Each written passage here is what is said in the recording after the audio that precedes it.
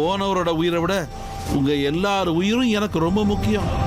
தயவு செஞ்சு என் பேச்ச கேளுங்க, கிளம்புங்க. அம்மா, எல்லாரையும் கூட்டிக்கிட்டு போங்கம்மா.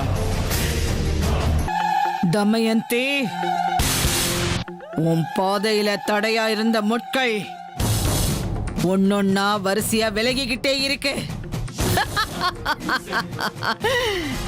எங்க அனுதாபங்களுக்கும் நீங்க வருத்தப்படுறதுக்கும் இடமே இல்ல. இங்க இருக்கிறது பழிதான். பழிக்கு பழி தீக்கிறது மட்டும்தான். என்ன பேச்சு பேசுற கரணா? என் மேலேயே நீ சந்தேகப்படுறியாடா? சந்தேகம் படல பாட்டி. அது என்னடா அது இது? நான் இப்ப பலமா சிரிக்கிற சத்தம் கேட்டுச்சா? ஆமா பாட்டி, அவருக்கு மட்டும் இல்ல, என் காதுலயும் விழுந்துச்சு. உண்மைதான் அத்தை, எனக்கு கூட கேட்டுச்சு. அதனால தான் நாங்க பாக்குறதுக்கு ஓடி வந்தோம்.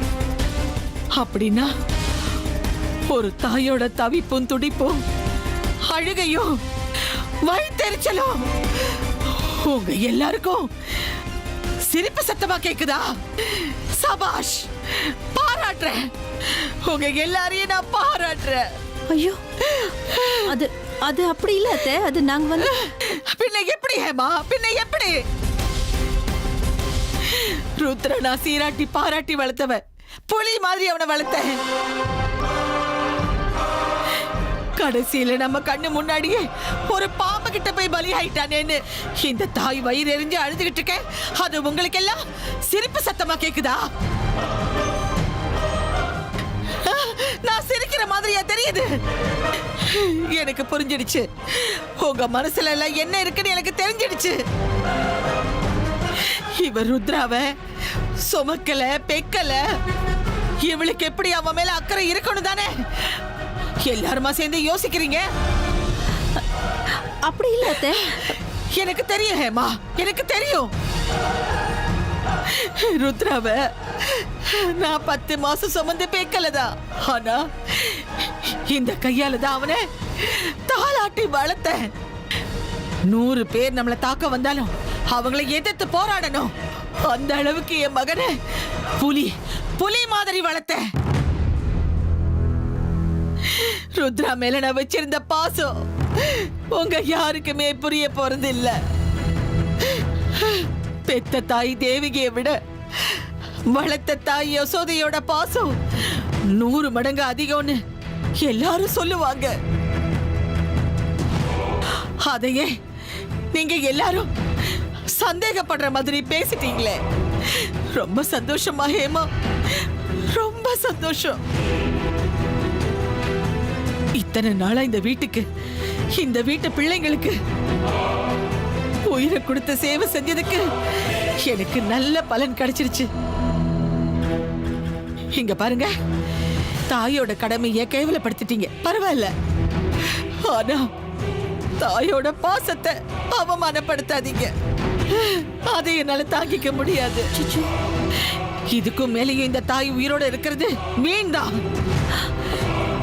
உங்களுக்கு எல்லாம் என் மேல இப்படி ஒரு அபிப்பிராயம் இருக்குன்னு தெரிஞ்ச நிமிஷமே இப்பவே என் உயிரை விட்டணும் போல தோணுது. ஏமா சச்சே, அப்படிலாம் பேசாதீங்க அத்தை. ருத்ரனோட சாவாலே நம்ம எல்லாரும் தான் உடைஞ்சு போயிருக்கோம், வேதனையில இருக்கோம். அதனால யாருக்கு யார் ஆறுதல் சொல்றதுன்னு தெரியல. இந்த மாதிரி நேரத்துல நீங்க உயிரை விடுற அது இதுன்னு சொன்னா என்ன அத்தை இதெல்லாம்? வீட்டுக்கு பெரியவங்களா இருந்து நீங்க தான் எங்களுக்கு ஆறுதல் சொல்லணும். நானும் ஒரு தாய் தான். இன்னொரு தாயோடைய வேதனைய புரிஞ்சுக்க முடியாத அளவுக்கு நான் ஒண்ணும் கல்லஞ்சிக்காரி கிடையாது அத்தை. ஆமா பாட்டி, நீங்க கொஞ்சம் அமைதியா இருங்க. நாங்க யாரும் தப்பான அர்த்தத்துல பேசல. இங்க பாருங்க, பாட்டி இப்ப ரொம்ப டிஸ்டர்ப்டா இருக்காங்க. அவங்கள தானே சமாதானப்படுத்திட்டு வர வரைக்கும் நாம யாரும் அவங்கள டிஸ்டர்ப் பண்ண வேண்டாம். கொஞ்ச நேரம் அவங்கள தனியா விடுறது நல்லது. ஆமா ஆமா,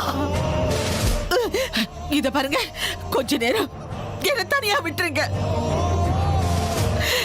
எல்லாரும் போங்க, இங்க இருந்து போயிடுங்க. வாய் விட்டு அழுது என் மனசுல இருக்கிற வேதனைய நான் கொஞ்சமாவது குறைக்கணும். ருத்ரா, ருத்ரா,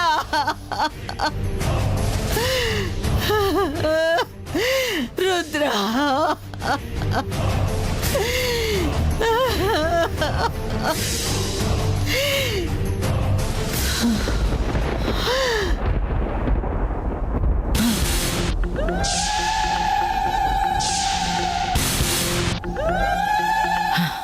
இது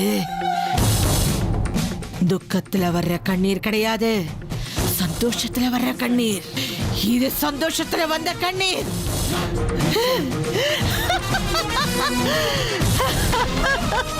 ருத்ரா, ருத்ரா, இது சந்தோஷத்துல வந்த கண்ணீருடா. நீ செத்து போன சந்தோஷத்துல வந்த கண்ணீர்.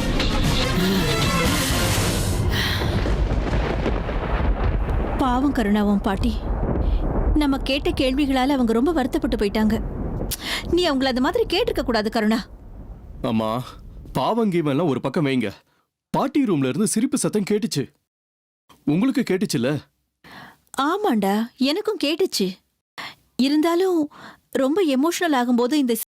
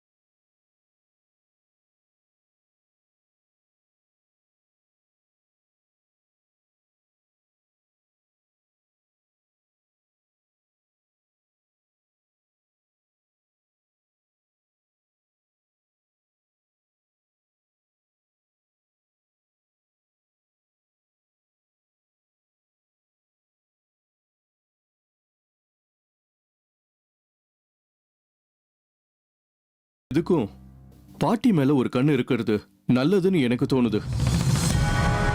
அப்படியா சொல்றீங்க?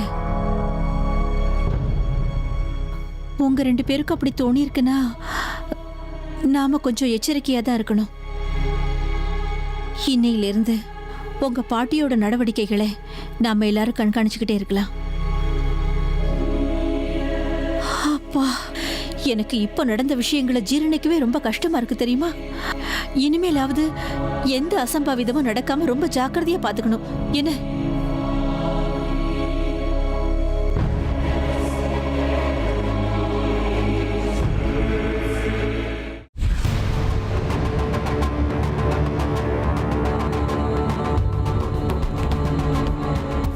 என்ன அர்ஜுன், ஏன் ஒரு மாதிரியா இருக்கீங்க? ஓ, நேத்து ராத்திரி நான் உங்ககிட்ட ரொம்ப கடுமையா பேசிட்டேன்ல, அதுவும் திடுத்துப்புன்னு. என்னோட வார்த்தைகள் உங்களை புண்படுத்திருச்சுன்னு நினைக்கிறேன். அதெல்லாம் ஒண்ணும் இல்லை அமிர்தா. உங்க வார்த்தைகள் கடினமா இருந்தாலும் நீங்க சொன்னது சரிதானே. நீங்க இருக்கிறது அப்படியே சொல்லிடுவீங்க, எதையும் சுத்தி வளைச்சு பேசவே மாட்டீங்க. எல்லாம் சரிதான். ஆனாலும் சின்ன வயசுல இருந்து எங்களை தூக்கி வளர்த்த சித்தப்பா இனிமே நம்ம கூட இருக்க மாட்டாருங்கிறத என்னால ஜீர்ணிக்கவே முடியல அமிர்தா. எங்க அப்பாவை விட ரொம்ப அதிகமா எங்க சித்தப்பாவை கூட நாங்க க்ளோஸா இருந்திருக்கோம். சின்ன வயசுல இருந்து இப்ப வரைக்கும் நாங்க என்ன கேட்டாலும் மறுக்கவே மாட்டாரு. என்ன எங்க அண்ணனை சொந்த குழந்தைங்க மாதிரி பார்த்துக்கிட்டாரு. எங்களை பொறுத்த வரைக்கும் எங்க சித்தப்பா ஒரு நல்ல ஃப்ரெண்டு, ஒரு நல்ல கைடுங்க. அப்படிப்பட்ட ஒரு நல்ல மனுஷனை இழந்தது ரொம்ப கஷ்டமா இருக்குங்க அமிர்தா. நேத்து ஒரு நிமிஷம் கூட என்னால தூங்கவே முடியலங்க. கண்ணை மூடினா சித்தப்பா முகந்த கண் முன்னாடி வருது. எங்க நம்ம பக்கத்துல அவர் இருக்கிற மாதிரி ஒரு ஃபீலிங். என்னால அவ்வளவு சுலபமா அவரை மறக்க முடியலங்க அமிர்தா. அவர் ஞாபகம் என்ன சுத்தி சுத்தி வந்துகிட்டே இருக்கு. என்ன பண்றது? ஞாபகப்படுத்திக்காதீங்க, மறந்துருங்க.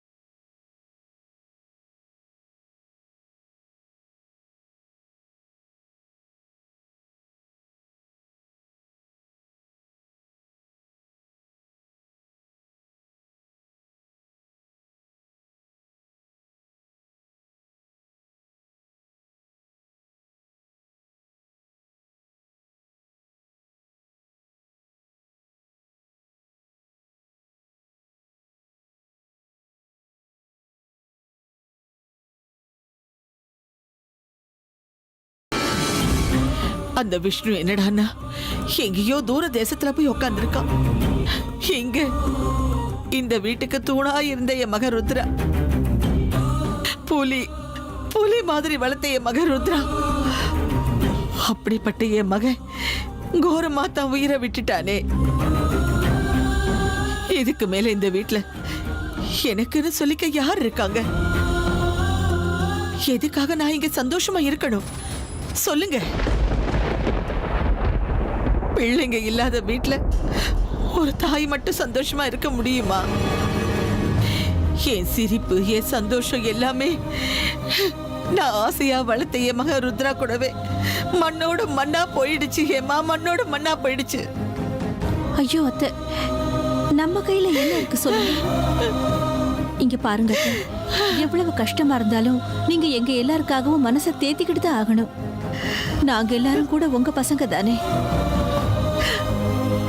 ருத்ரன் இறந்து போனது நம்ம எல்லாருக்குமே இழப்புதான். அந்த இழப்பை ஈடு கட்டுறதுக்கு நாங்க எல்லாருமே முயற்சி பண்றோம். ப்ளீஸ் நீங்க உங்க மனசை தேத்திக்கோங்க அத்தை. அம்மா, என்ன சித்தையா? நீங்க சொன்ன வேலையெல்லாம் செஞ்சு முடிச்சிட்டேம்மா. ருத்ரனோட இறப்பு என்னமோ ரொம்ப கொடூரமா தான் இருந்தது.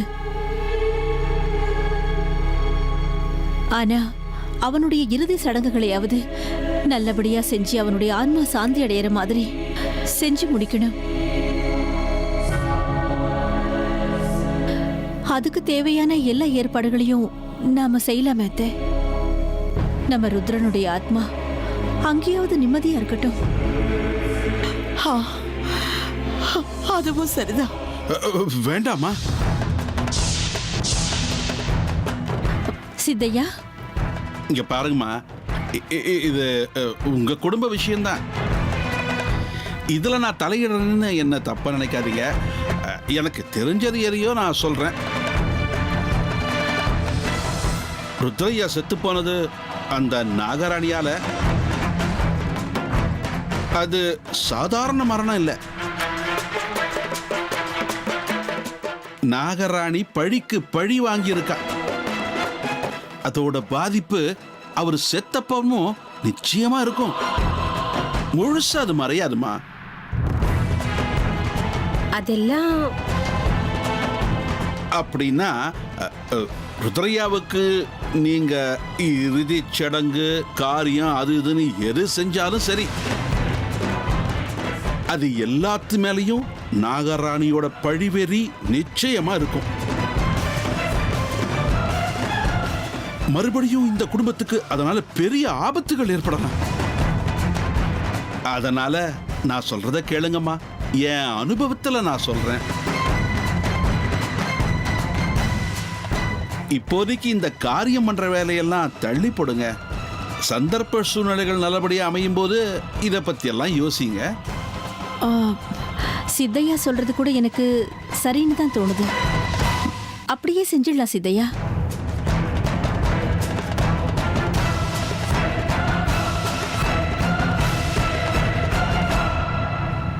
என்ன சொன்னீங்க?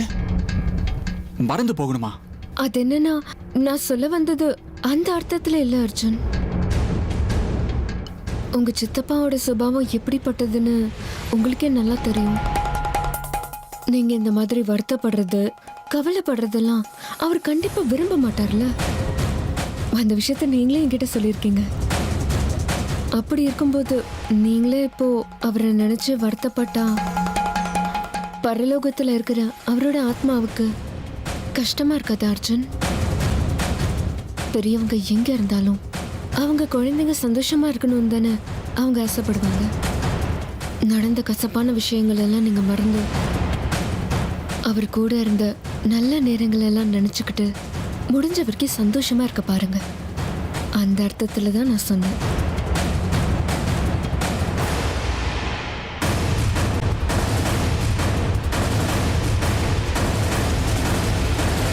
ஆமாங்க அமிர்தா, உங்க வார்த்தைகள் இருக்கிற பாசிட்டிவ் அம்சங்களை நான் புரிஞ்சுக்கவே மாட்டேங்கிறேன்ல. ஏன்னா இப்போ உங்க மனநிலைமை அந்த மாதிரி இருக்கு. இங்க பாருங்க, நடந்தது நடந்து போச்சு. இந்த வீட்டுல ஏற்கனவே ஒரு சாவு விழுந்திருக்கு. நாம இனிமே அடுத்து நடக்க போற விஷயம்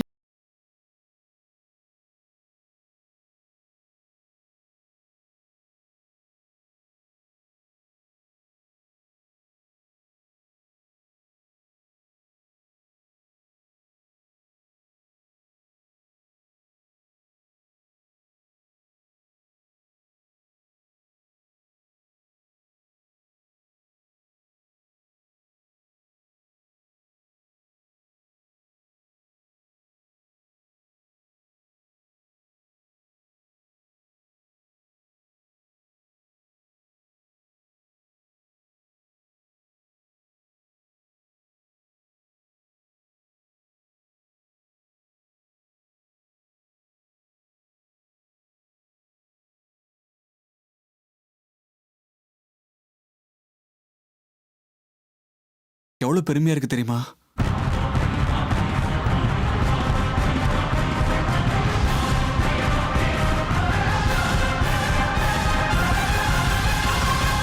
நீங்க என் மேல, என் குடும்பத்து மேல காட்டுற அக்கறைக்கு எவ்வளவு தேங்க்ஸ் சொன்னாலும் பத்தாதுங்க. அர்ஜுன் போதும், நிறுத்துங்க. இதுல நான் பெருசா எதுவுமே பண்ணல. என்னோட கடமையை நான் செஞ்சுக்கிட்டு இருக்கேன், அவ்வளவுதான். இப்போ இந்த பேச்செல்லாம் வேண்டாம். போங்க, போய் குளிச்சுட்டு ரெடி ஆயிட்டு வாங்க. சரிங்க அமிர்தா.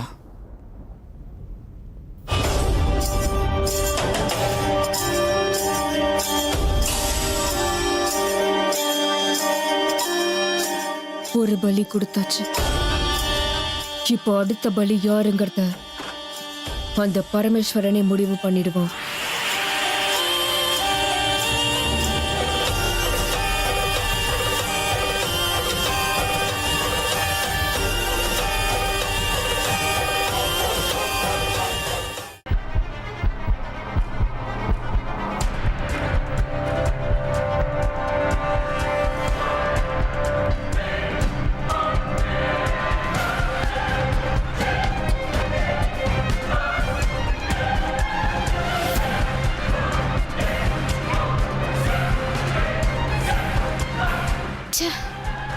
என்னென்னமோ நடந்த ஒவ்வொரு தடவையும் நான் யூகிக்கிறது தான் எப்பவும் தப்புன்னு ஆயிடுது. மொத்தத்துல நான் நினைக்கிறது ஒன்னா இருக்கு, நடக்கிறது வேறையா இருக்கு. அமிர்தா தான் நாகராணின்னு நான் நினைச்சது தப்பாயிடுச்சு. நான் தான் அவசரப்பட்டேன் போல.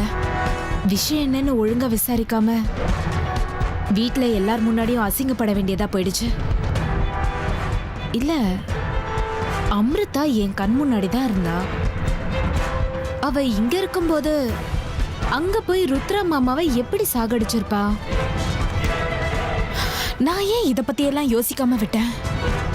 இல்ல, அந்த அமிர்தா அங்க இங்கன்னு 2 இடத்துலயும் இருந்துகிட்டு ஒருவேளை